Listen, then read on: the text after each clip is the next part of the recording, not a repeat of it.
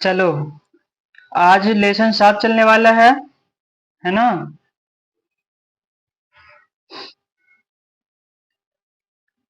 चलो, आज लेसन 7 होगा। तो आज हम लोग क्लास 12th का पार्ट 7 का वीवीआई ऑब्जेक्टिव क्वेश्चन करने वाले हैं, जो 2025 बिहार बोर्ड एग्जाम के लिए बहुत ही ज्यादा इंपॉर्टेंट क्वेश्चन होने वाला है। तो सातवां चैप्टर है ओ सदा नीरा। सातवां चैप्टर क्या है? ओ सदा नीरा। और ओ सदा नीरा एक निबंध है। क्या है? ओ सदा नीरा निबंध है। क्या है? निबंध है। ओ सदा नीरा के लेखक जगदीश चंद्र माथुर जी हैं। ओ सदा नीरा के लेखक कौन है? जगदीश चंद्र माथुर जी है। आप लोग इन सभी क्वेश्चंस में जो आद होगा ठीक है, जो क्वेश्चन आद नहीं होगा उस चीज को आप अपने कॉपी पे नोट डाउन कीजिएगा। बिल्कुल कीजिएगा, क्योंकि ये क्वेश्चन बहुत ही ज्यादा इंपॉर्टेंट होने वाला है। तो पहला क्वेश्चन है, चंपारण क्षेत्र में बाढ़ का मुख्य कारण क्या था? तो जो चंपारण क्षेत्र है, चंपारण क्षेत्र में बाढ़ का मुख्य कारण क्या था? तो चंपारण क्षेत्र में बाढ़ का मुख्य कारण था नदियों सॉरी जंगलों का कटना। जंगलों का कटना। जो चंपारण था पहले जंगलों से भरा था, जिसके कारण जो पेड़ वेड़ थे वो बाढ़ को रोकते थे। चंपारण क्षेत्र में बाढ़ का मुख्य कारण क्या है? तो चंपारण क्षेत्र में बाढ़ का मुख्य कारण क्या है? जंगलों का कटना। चंपारण क्षेत्र में बाढ़ का मुख्य कारण क्या है? जंगलों का कटना। चंपारण कहाँ है पता है ना? बिहार में। बिहार के चंपारण की बात चल रही है।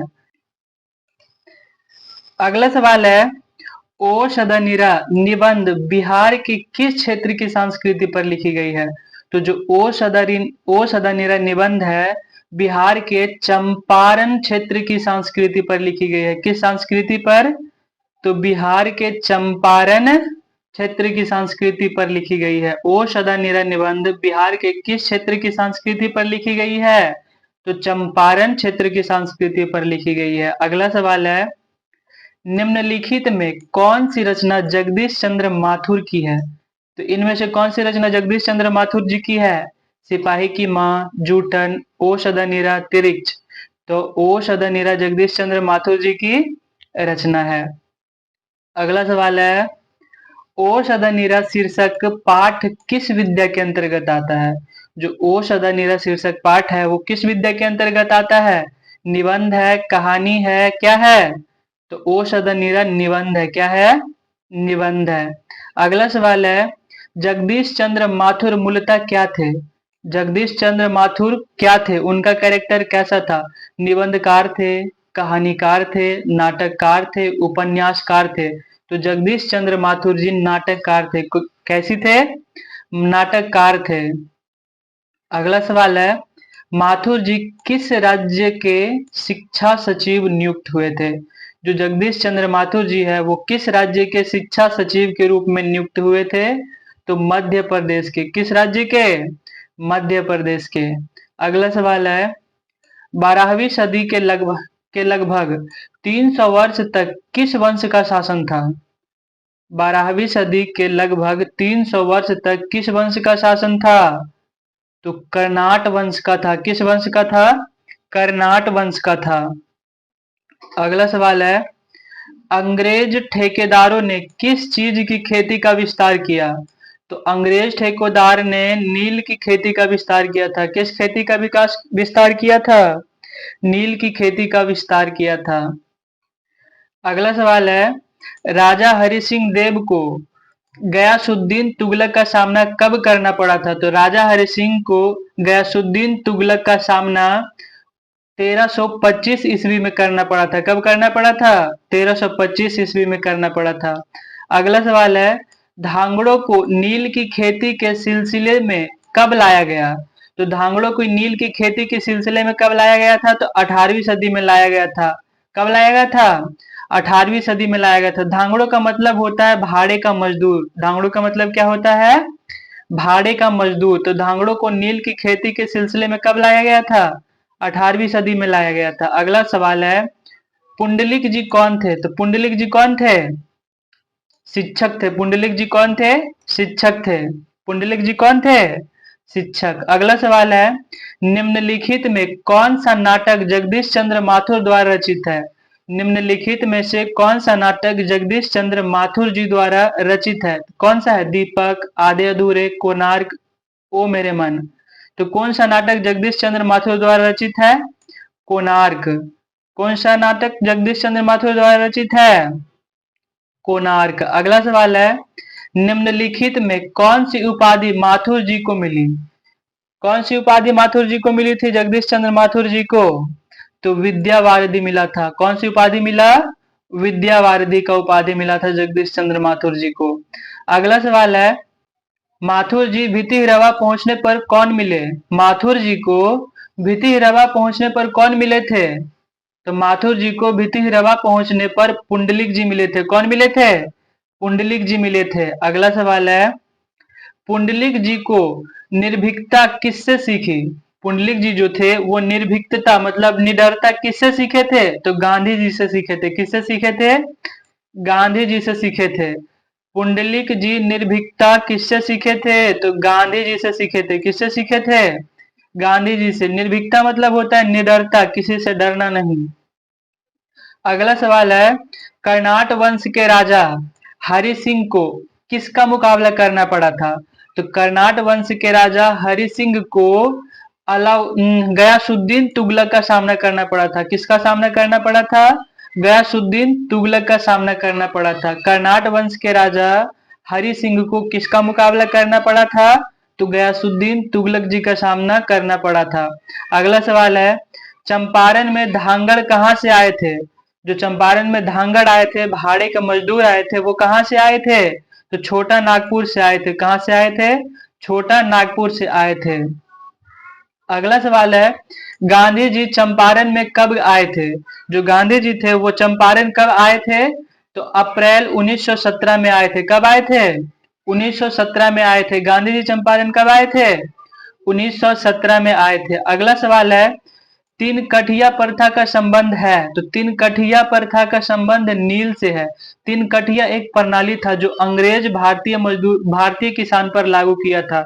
ये जो तीन कठिया प्रणाली है, पता है क्या है? बिहार के चंपारण जिला में जो भी किसान था उसको हर 20 कट्ठा पर 3 कट्ठा नील की खेती करना अनिवार्य था। यही तीन कठिया प्रणाली है। और एक बार जहाँ नील की खेती होती है ना, जहां पर नील का खेती होता है उस जमीन, वहां का जमीन बंजर हो जाता है। उस जमीन में कोई अच्छा फसल नहीं होता, उसकी उर्वरा शक्ति समाप्त हो जाती है एक बार नील की खेती जहां होती है। तीन कठिया प्रथा का संबंध किससे है? नील से है। अगला सवाल है, पंडई नदी कहाँ तक जाती है? तो पंडई नदी बिखनाथोरी तक जाती है। पंडई नदी कहाँ तक जाती है? बिखनाथोरी तक जाती है। अगला सवाल है, बराज कहाँ बन रहा था? जो बराज था वो कहाँ बन रहा था? तो भैंसा लोटन में बन रहा था। कहाँ बन रहा था? भैंसा लोटन में बन रहा था। बराज कहाँ बन रहा था? भैंसा लोटन में बन रहा था। अगला सवाल है, आम्रपाली ने तथागत को क्या सौंपा था? आम्रपाली को अम्बपाली भी कहते हैं। तो आम्रपाली ने तथागत को क्या सौंपा था? तो 10,000 स्वर्ण मुद्राएं सौंपा था। क्या सौंपा था? 10,000 स्वर्ण मुद्राएं सौंपा था। आम्रपाली ने तथागत को क्या सौंपा था? तो 10,000 स्वर्ण मुद्राएं सौंपा था। अगला सवाल है, मठ के महंत ने गांधी जी को कहाँ शरण दिया था? जो मठ का महंत था उन्होंने गांधी जी को कहाँ शरण दिया था? तो एक महुआ के पेड़ के नीचे शरण दिया था, बैठने को बोला था। मठ के महंत ने गांधी जी को कहाँ शरण दिया था? तो महुए के पेड़ के नीचे दिए थे। अगला सवाल है, जगदीश चंद्र माथुर का जन्म कब हुआ था? तो जगदीश चंद्र माथुर जी का जन्म कब हुआ था? 16 जुलाई 1917 को हुआ था। जगदीश चंद्र माथुर जी का जन्म कब हुआ था? 16 जुलाई 1917 को हुआ था। अगला सवाल है, वैशाली महोत्सव का बीजारोपण किया? तो वैशाली महोत्सव का बीजारोपण कौन किया? जगदीश चंद्र माथुर ने किया। कौन किया? जगदीश चंद्र माथुर ने किया था। वैशाली महोत्सव का बीजारोपण कौन किया? जगदीश चंद्र माथुर ने किया। अगला सवाल है, कौन सी कृति माथुर जी की नहीं है? तो कौन सी कृति माथुर जी की नहीं है इसमें? मेरी बांसुरी, बंदी, रेशमी टाई, कोणार्क। तो कौन सी कृति माथुर जी की नहीं है? रेशमी टाई माथुर जी की रचना नहीं है। अगला सवाल है, कौन सी कृति माथुर जी की है? तो कौन सी कृति माथुर जी की है? भोर का तारा। भोर का तारा किसकी कृति है? माथुर जी की कृति है। अगला सवाल है, बोलते क्षण किस साहित्य विद्या की कृति है?